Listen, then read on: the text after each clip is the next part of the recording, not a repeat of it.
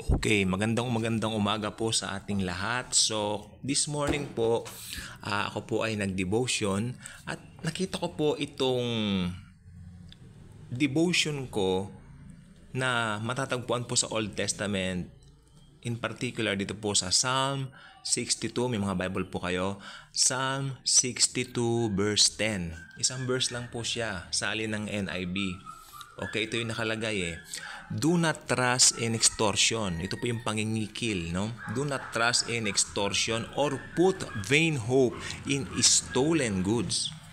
Okay, ito po ang pinapatamaan po rito.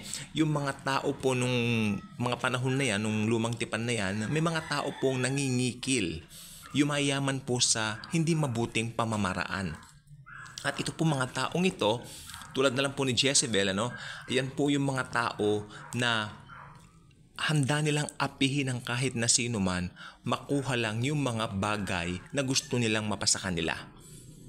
Siguro lupa, siguro mga ari-arian ng mga taong mas maliliit kaysa sa kanila. Kaya po ito na isulat ni King David, dong Psalm 62 verse 10. Okay, ito nakalagay dito naman, though your riches increase, do not set your heart on them. Napaka-grade 1 lang po nito.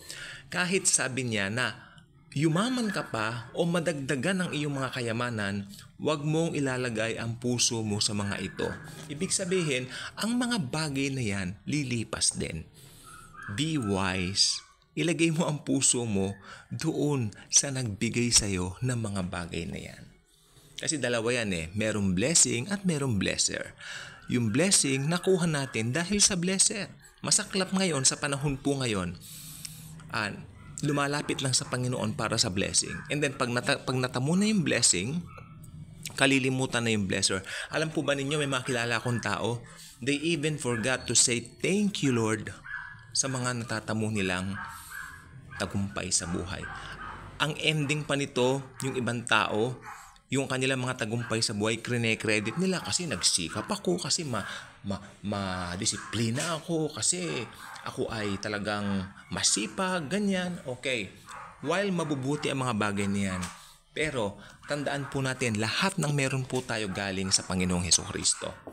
Hindi galing sa sarili nating kakayanan. Yang lakas mo, ipinagmamalaki mo yan. Yes, dahil dyan, ikaw ay umunlad. Yeah, pero tandaan mo yan, lakas na yan, galing din yan sa mahal na Panginoong Hesukristo. I like it. Sabi niya dito, yung first part kasi ng Psalm 62 verse 10, do not trust in extortion or put vain hope in stolen goods. Ibig sabihin, unang-una, huwag kang gagawa ng mga bagay na mali. Huwag kang gagawa ng mga bagay na karimari-marim sa mata ng Panginoon. Itong nag-i-extort, itong mga nangingikil na yan, hindi po katanggap-tanggap yan sa mata ng Panginoong Hesukristo. Okay? At pagkatapos, pagka nakuha nila yung mga goods na yan, doon nila ilalagay yung kanilang hope o kanilang pag-asa. Oh, mayaman ako. May confidence ako kasi mayaman ako. I have my confidence right now because I am rich right now. Nope. Do not do that. Do not put your hope in those stolen goods. Maski doon sa mga hindi stolen goods, halimbawa, nakabili ka ng bagong sasakyan, may bago kang mga gadgets. Halimbawa, nakabili ka na ngayon ng iPhone 15 Pro Max, pinakamahal na bili mo. Tapos, puro yun na lang ng iyon, parang pinagmamalaki mo, hey, mayaman ako, nakabili ako nito. Huwag mo ilalagay doon yan. Huwag mo ilalagay doon ang yung kaligayahan mo. Yung kaligayahan natin, nandoon sa nagbibigay. Tandaan po ninyo na vlog ko kahapon, yung mga cellphones na lumabas how many years ago, hindi na pinapansin ngayon. Talaga po, ang cellphone ngayon po, talagang ito po ngayon ang pinagkakagulan ng mga tao. Very popular, ang daming nakapost sa Facebook, sa YouTube. Buksan mo lang YouTube mo, umuulan na mga ganyan. Ang nakakatakot lang po, dyan na inilalagay ng mga tao yung kanilang pagsusumikap. Nagsusumikap sila para mabili yan. While nakakalimutan nila, may mga mas importante pang bagay. While hindi po masama ang mga yan, pero sa tingin ko po, practicality speaks. Right now, practicality speaking, kahit kaninong tao, the best pa rin. Hindi po masama yan. Pero kung sobrang yaman ka naman, kaya mo yung iPhone, pinakamahal na iPhone na mahal ang halaga, why not? Tandaan mo, ang Panginoon din nagbibigay ng ikaliligaya natin. Pero tingnan po ninyong mabuti. Depende. Doon mo ba ilalagay yung hope mo? Doon mo ba ilalagay yung pag-asa mo sa kayamanan mo? Doon sa mga kaya mong bilhin? Doon sa mga ganyan ba? Lumilipas lahat ng yan. Pero alam po ba ninyo, merong mga bagay na hindi tayo pinapansin sa mga bahay natin, naaalikabukan lang yan ang mga Bibles natin. Mga Bibles natin. Guilty po ako dyan kasi may luma akong Bible ito. Akin pong pinunasan at binasa ko, wow, ang dami ko palang notes dito. And syempre, alam naman natin na araw-araw naman tayo nagbabasa ng Bible, pero syempre iba't ibang salin din ang ating pinagtutuunan. Kaya wag kayong makukontento na isa lang ang salin ng Bible nyo. Bumili kayo ng maraming Bibles. Maski nagkakahalaga pa yung mga Bibles ninyo ng mga libo. Kasi may mga Bibles ngayon na ang gaganda. Recommended ko po ngayon na bilhin po ninyo yung NKJV Archaeological Bible. Tama ba ako? Chronological Bible, NKJV. May NIV din siya pero mas maganda yung NKJV. Nasa 4K po yata o almost 4K.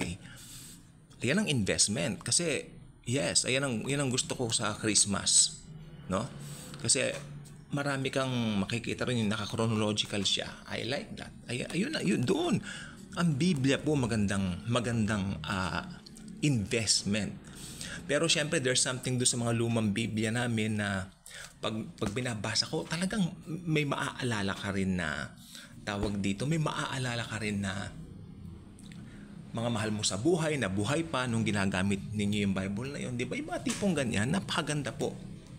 Kaya ang pinaka-treasure ng isang Kristiyano sa kanyang bahay, yung Bibles nila. Mga Bibles nila, or should I say, mas maganda pag mas marami kayong Bibles. Iba-iba ang salin. Hindi yung isang salin lang. Pag medyo kasi halimbawa gusto mong malaman yung, ano ba yung sinasabi nito sa mas mababaw na salin, o titignan mo. Or gusto mo namang malaman, ano bang sinasabi nito sa mas malalim? Titignan mo rin. Diba? So, iba yung marami ng Bibles. Kayamanan natin yan, weapon natin yan. So, kung nakakabili tayo ng mga gadgets, bumili rin tayo ng maraming Bibles natin. Okay? Ako, bumili rin po ako ng mga Bibles na maliliit. Pinamigay ko po yun dahil pag may mga bagong nai-evangelize ako, binibigyan ko. Yung maliliit lang na New Testament na bagong tipan, I'm not sure kung meron pa sa PCBS yun. Maliliit lang po siya, bagong tipan siya. Each one of those nagkakahalaga during that time ng 65 pesos or 70 pesos. I'm not sure.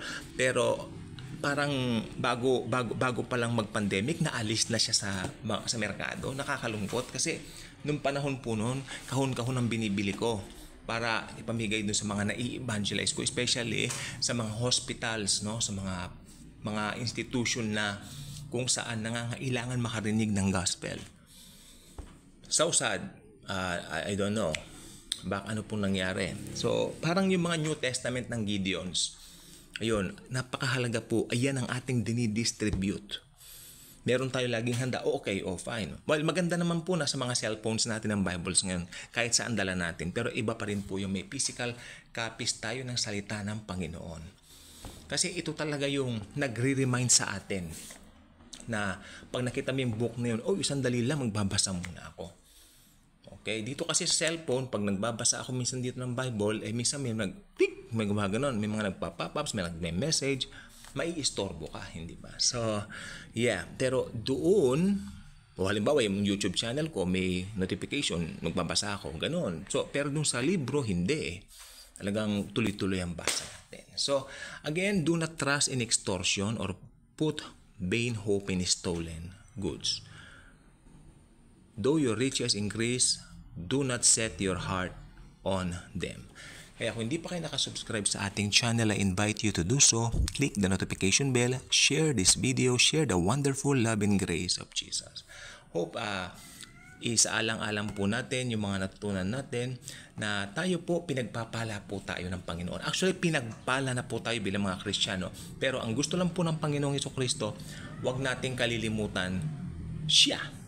Siya yung blesser natin. Siya yung nagbigay ng mga blessings sa atin. Sa club, binigyan ka ng blessing, yung blessing ang tinutukan, kinalimutan ng blesser. Huwag nawang mangyari.